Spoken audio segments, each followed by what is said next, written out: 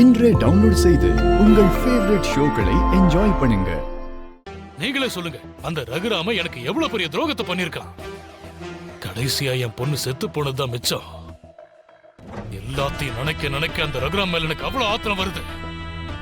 ஏதாவது அவனை செய்யணுங்கிற கோபம் வருது. ரகுராம் மேல இவனுக்கு இருக்கிற கோபத்தை வச்சு நாம நினைக்கிறத ஈஸியா சாதிக்கலாம். எல்லாமே முடிஞ்சு போச்சுங்க. என் பொண்ணும் போய் சேர்ந்துட்டா.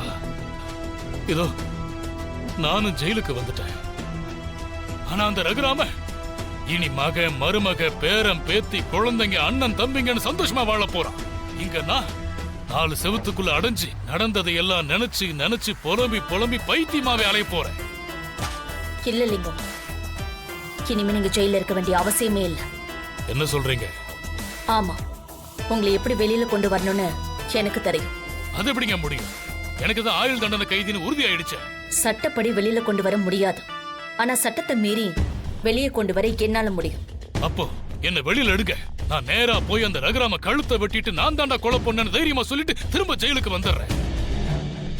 அப்படி ஒரே நிமிஷத்துல அவனோட உயிர் போக கூடாது.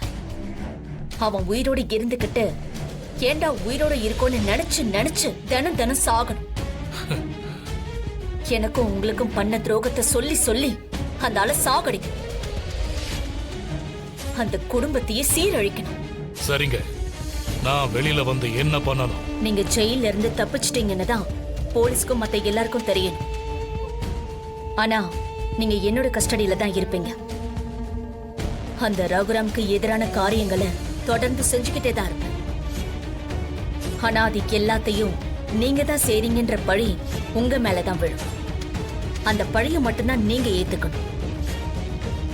நான் சுதந்திரமா அடுத்துன்னு அவர் குடும்பத்தை அழிக்கிறதுக்கான அத்தனை வேலையும் செய்வேன். உங்களை வச்சுதான் அத்தனை வேலையும் செய்ய போறேன். அப்பதான் என்னால வெளியே ஃப்ரீயா இருக்க முடியும்.